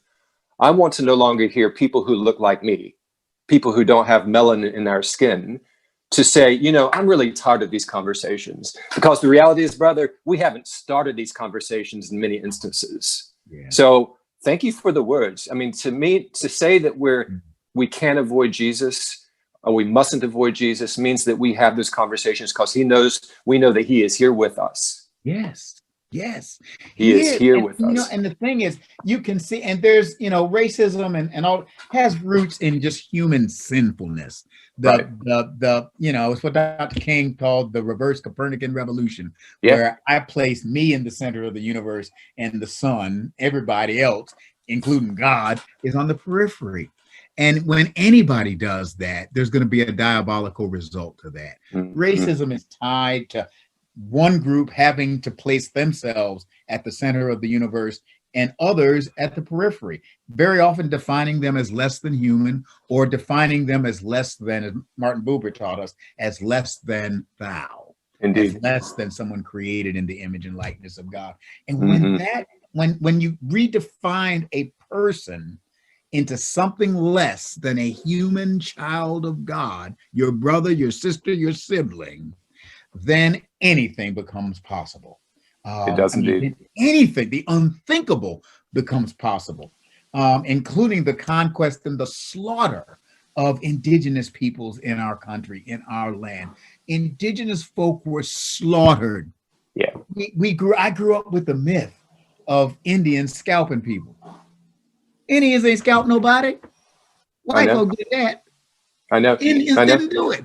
It literally, it was a myth. It was a lie. I grew up watching The Lone Ranger and poor Tonto, and I can't watch that now. I mean, I feel bad for Tonto. You know, the brother had to go along with it. You're right about that. You're right about that. You all grew up with it, and when you think about it, a lot of that mythology was created to cover up the ugliness of racism, of what we had done here in the American South. And I love the South. Don't miss it. And I love my country. I do love this country. But I love it enough not to leave it like it is. I want it to be better than it is. But here in the American South, you know, we've got issues around, you know, statues and that kind of thing. And a lot of that's beginning to change. There's some ferment happening. But one of the things I've learned in time was the statues, Confederate statues that used to litter the South. And again, some of that is changing. They didn't get put up right after the Civil War. They didn't get put up during Reconstruction. They were put up in the 20th century. There was an organization, the Daughters of the Confederate of the Confederacy, organized. I mean, there's a thing on Vox. If you go on YouTube, you can see the short history of this. The Daughters of the Confederacy organized to rewrite the history of the Civil War, of course, and perpetuate it under the rubric of white supremacy. And that's when you get all these statues of Robert E. Lee and statues of Stonewall Jackson and all these folks, you know, and that's where that stuff came from. It didn't have anything to do really with the Civil War. It had to do with the rise of Jim Crow apartheid. Of course it did. Of course it did. It created a new mythology that made what was an ugly reality a palatable history. It needed a lie to justify what was intrinsically a metaphysical lie. Indeed, and that lie's been perpetuated. And you may know this story, Michael, in the town of my birth and youth, Lexington, North Carolina, a part of your old diocese. There continues to be major protest over that monument in the center of the town. Yeah. And it's the perpetuation of that lie. Yeah. And it hurts. The thing is, it hurts everybody. That's the thing about racism and these things. It demeans all of us. Nobody wins. And we only all win when we face the pain of the truth. You know that hymn, Lift Every Voice and Sing. Learn the lessons that the dark past has taught us. The point is never to wallow in that past, not to beat up ourselves. That's not the point. The point is, what can we learn from that dark past so that we can together then turn to a new future and make that new future happen? Yeah, indeed. So one other question, and because God knows you and I, using a Kiwiism, can have a chin wag until the cows come home. And anyway, we don't have that much time. I just love to hear you talk. I know you do. I know you do. Really I do that for you, mate. You know that. You do. Michael, I wonder about we clergy, faith leaders, in our context, with our circumstances, facing our complicit realities of the past. What do you think the special work is that we have addressing the ism about which we speak and moving into a new, more gospel-esque direction in the way of love before us? Yeah, I think this is where we have a real challenge, because it's not easy, and an opportunity. I mean, that sometimes the more the risk, the greater the opportunity. I wish there's a part of me that sometimes wishes it was not that way, but it is. Yeah. But that the reason is breakthroughs happen. I mean, Dr. King had a wonderful sermon on a knock at midnight. That midnight is when it is darkest and most dangerous, when it's midnight in the social order, and yet it's also potentially the beginning of the dawn breaking in. But so there is that risk. That's all real.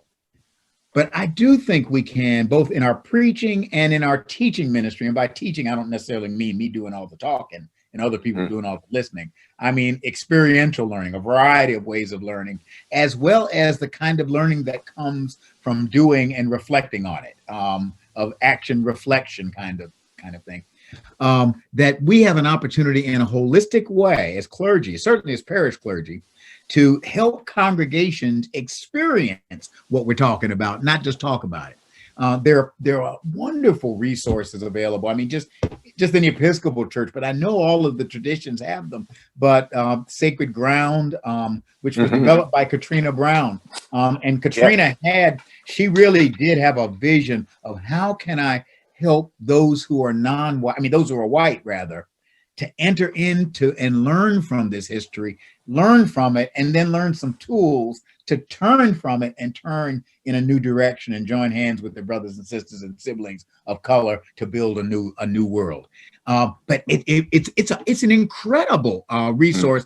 Doesn't cost any money. It's free. It's right there on the Episcopal Church website. It's free.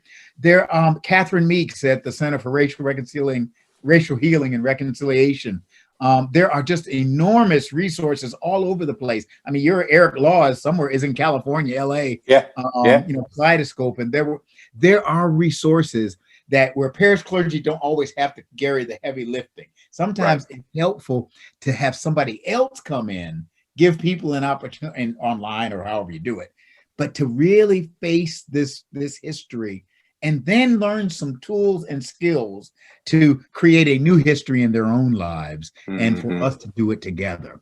And there are resources for that. So that, I mean, I'm not a parish priest right now, but if I was, I'd be mining that kind of stuff for my congregation to be involved in. Absolutely. I'd be getting them involved in community, cross-cultural community, where our church is in a relationship with a church of a different ethnicity or a different religious tradition. It doesn't matter. It's somewhere where we are crossing differences, crossing chasms. That would be part of the program. They'd hear me talking about the parable of the Good Samaritan all day long and all night long, and talking about Jesus as being the great bridge person who bridges heaven and earth. Well, if Jesus is the bridge person and we follow Jesus, then that means we're supposed to be bridge people too. And so let's be bridge people together and go. I mean, you got to do it holistically. That's right.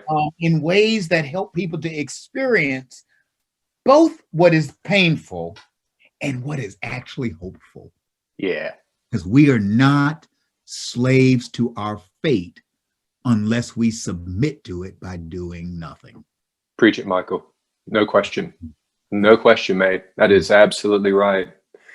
I know that I can, with confidence, speak on behalf of the local NAACP, Faith in the Valley, St. Paul's Episcopal Church, Modesto, and all of your siblings made in the Diocese of San Joaquin to say thank you.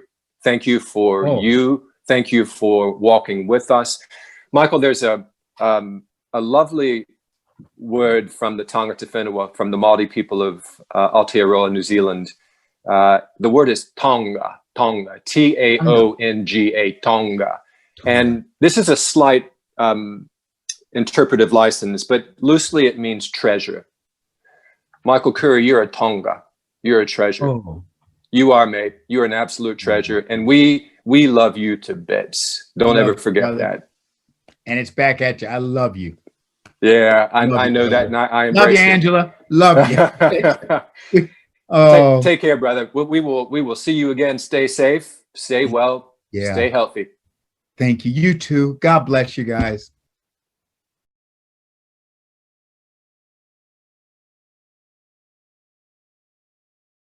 Hey everybody, thank you so much for inviting me to say a few words, and thank you for holding this event.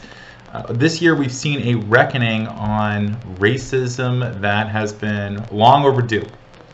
For more than 400 years, since the first enslaved people were brought to America, we have struggled with hatred, we've struggled with systematic racism. One of the things that makes me so proud to be in the Valley is just how incredibly diverse our community is. Look around. Our community is a microcosm of the country and even the entire world. And we need to work hard to ensure that in that diversity, that everybody, regardless of culture, race, skin color, who you pray to, who you love, that you have an equal shot at the American dream. That's the ideal of our country. Of course, we have seen this year how often we fall short of that ideal, which is why we need to work together to combat ignorance and hatred wherever we see it. In order to do that, we have to remain vigilant. We have to keep our eyes peeled. And then second, we need to make sure that we are standing strong together as a community. I am so proud to be in this fight with all of you. So grateful for everything that you've been doing, and thank you for your efforts. Stay safe.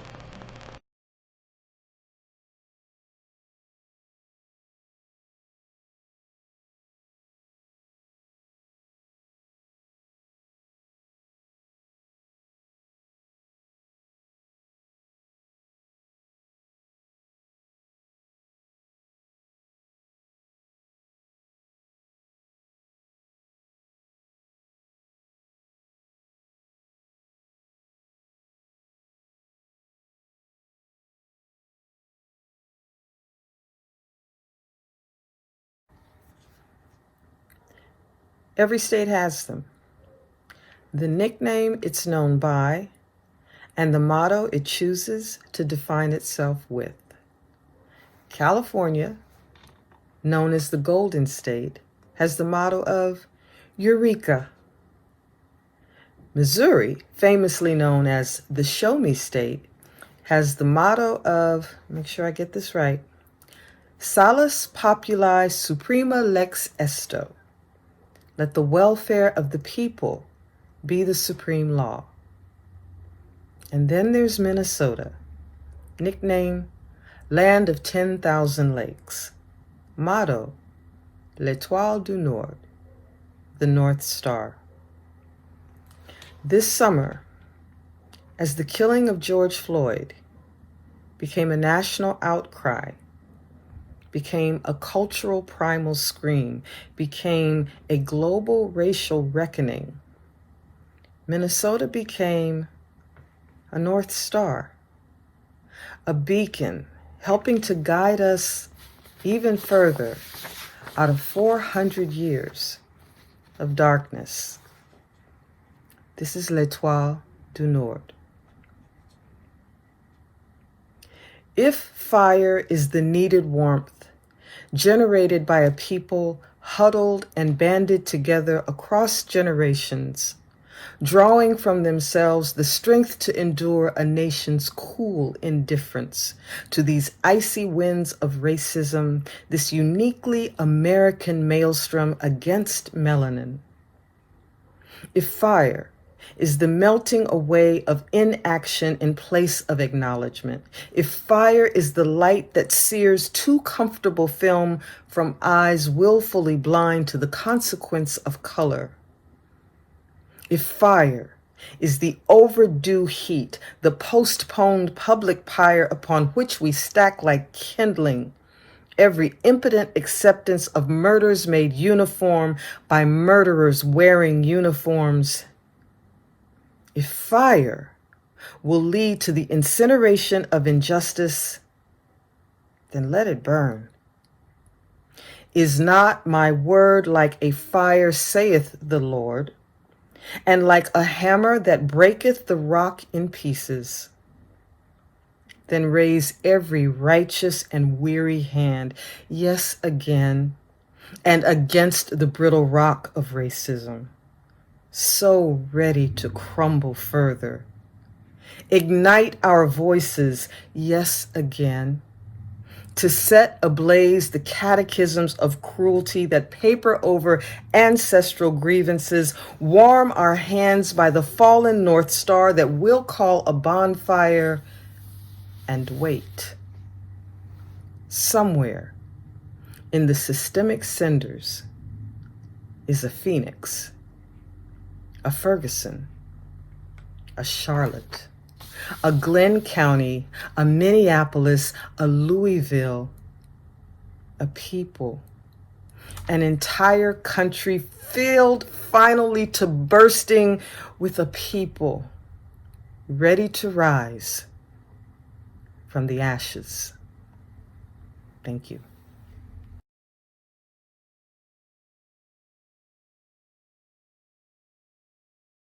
Amen.